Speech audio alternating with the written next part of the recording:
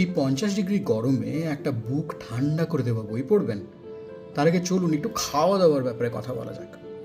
জনাইয়ের মনোহরা, বারাসাতের কাঁচাগোল্লা, রানাঘাটের পান্তুয়া, শক্তিগড়ের ল্যাংচা, এমনটি বিয়ে বাড়িতে খাইয়ে কেউ কেউ আনন্দ পেতেন। তার নামও হতো। তখন দূর দূর থেকে মাছ মিষ্টি আনানোর আত্মীয় বন্ধু পাওয়া যেত। বিয়ে বাড়ির ভাড়ার সামলানো, পরিবেশন করার জন্য থাকতেন অভিজ্ঞ আত্মীয় স্বজন, বন্ধু, পাড়া প্রতিবেশী। যারা পরিবেশন করতেন, পরিবেশটারা, তাদের আবার ঠিকমতো খাওয়াতেন গৃহকর্তা অন্য একটি অনুষ্ঠান করে। কারণ পরিবেশনের পর ঠিকঠাক খাওয়া হয় না। ভাতের বদলে লুচি, কচুরি, রাধাবল্লভীও হতো। তখন আর শুক্তো নয়, তার বদলে হনুমান কড়াই বা মটর দানার শুকনো ঘুগনি, সঙ্গে নারকেল কুচি, কিশমিশ, কখনো বেগুন ভাজার বদলে বেগুনি, তার উপর পোস্তর ছিটে। ছোলার ডালও হতো লুচির সঙ্গে। আহা, তার ভেতর ভাজা শুকনো লঙ্কাটি ডোলে খাওয়ার কি যে স্বাদ! এখন প্রায় সবই ক্যাটারারের করিশ্মা। পরিবেশন করার লোকজন শার্ট, প্যান্ট, টাই, শু পরে আপনাকে রাইস, আপনাকে লেগস মানে মুরগির ঠ্যাং, আপনাকে সুইটস বলতে বলতে দ্রুত ছুটে যায়। কলাপাতার বদলে বহু জায়গাতেই চিনেমাটির ডিশ। আর আইটেম সেই এক: স্যালাড, ফিশ ফ্রাই, ফেসরলি, মটর পনির, রোস্টেড ফুলকপি, রোস্টেড আলু, কাশ্মীরি আলুর দম, আর খাসি নয়তো মুরগির মাংস। গোলাপ জল ছিটিয়ে বরযাত্রী আপ্যায়নের দিন বহু আগেই চলে গিয়েছে। তারপর গরমের দিন হলে কেওড়া দেয়া শরবত, তাতে চিনি, সামান্য বরফ। এসব হয়তো বা গল্পে উপন্যাসেই থেকে যাবে শুধু। সত্যি হয়তো এসব গল্পে উপন্যাসেই থেকে যেত যদি কিন্নররা এই বইটি না লিখতেন। লুপ্ত জীবিকা, লুপ্ত কথা, প্রকাশ করেছে প্রতিক্ষণ। বইটির দাম 300 টাকা। এই বইটা কিন্তু আমার কাছে একটা হারিয়ে যাওয়া সময়ের অমূল্য দলিল হয়ে থেকে যাবে বহু বহু দিন। কোথা থেকে শুরু করি এই বইটার ব্যাপারে কথা বলতে? চলুন প্রচ্ছদ দিয়ে শুরু করা যায়।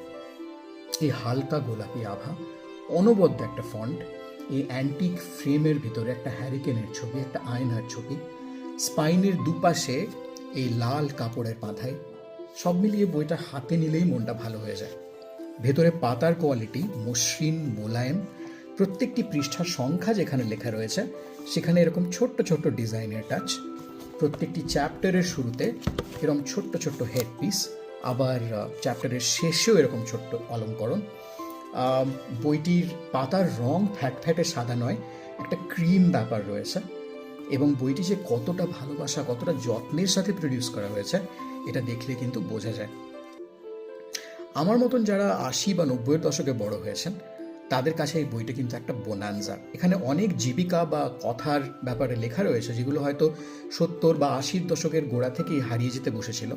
কিন্তু আমাদের হয়তো বাবা মার কাছ থেকে, জেঠু জেঠিমার কাছ থেকে, কাকু কাকিমার কাছ থেকে এই গল্পগুলি কিছুটা হলেও শোনা। আর আজকের যারা ছোট ছোট ছেলে মেয়েরা, জেন জি, তাদের জন্য এই বইটা কিন্তু শুধু গল্পের বই হিসেবেই অমূল্য একটা কালেকশন হতে পারে। তারা হয়তো আমাদেরকে ডাইনোসর ভাবতে পারেন বা আমাদের আগের প্রজন্মকে ডাইনোসর ভাবতে পারেন। তাদের কাছে হয়তো এই বইয়ে লেখা অনেক জিনিসই সায়েন্স ফিকশনের মতন মনে হতে পারে। কি কি জীবিকার কথা রয়েছে এই বইটিতে? বইটিতে জীবিকার, হারিয়ে যাওয়া জীবিকার মধ্যে রয়েছে কম্পাউন্ডার বাবু, সিধেল চোর, সাজা ধোপা, সহিস বা কোচোয়ান, তীর্থ পাণ্ডা, দুধ মা, দাই মা, এরকম আরও কত কত জীবিকা। কথা, হারিয়ে যাওয়া কথার মধ্যে রয়েছে মশারি। আমি কিন্তু ছোটবেলায় মশারি টাঙানোর এক্সপার্ট ছিলাম। প্রত্যেকদিন রাত্রিরে মশারি খাটানোর ডিউটিটা আমারই পড়তো। আকাশ প্রদীপ, ব্রহ্মচূর্ণ, 14 পিদিম 14 শাক, ইত্যাদি প্রভৃতি। এই বইটা যেমন বললাম, একটা স্নিগ্ধ মনকে ঠান্ডা করে দেওয়া বই। গ্রীষ্মকালে পড়ার জন্য একেবারেই উপযুক্ত। বইটার পৃষ্ঠা সংখ্যা 175। আমার বারবার মনে হচ্ছিল যদি আরও 300-400 পাতাও থাকতো, আমি অনায়াসে একটা সিটিংয়ে বইটা পড়ে শেষ করে ফেলতাম। আমার মতন যারা প্রবাসী, তাদের জন্য তো এই স্মৃতির সোনার খনি ডাবল বোনানজা। আর এখানে একটা পোস্ট কার্ডের ছবি রয়েছে বইয়ের শুরুতে এবং শেষে। আমার মনে হলো এটা যথেষ্ট সিগনিফিকেন্ট, কেননা এই বইটি হয়তো আমাদের প্রজন্মের নিজেদেরই লেখা একটা লাভ লেটার। এই বইটা যদি আপনারা এখনও পড়ে না থাকেন, তাহলে এক্ষুনি কালেক্ট করুন। এই বইকে লুপ্ত হয়ে যেতে দেবেন না। আর যদি আপনারা পড়ে ফেলেছেন এই বই অলরেডি, তাহলে আমাকে জানান এই বইয়ের মধ্যে যে সমস্ত জীবিকা বা কথার ব্যাপারে লেখা আছে, তার মধ্যে আপনাদের সবথেকে প্রিয় কোনটি।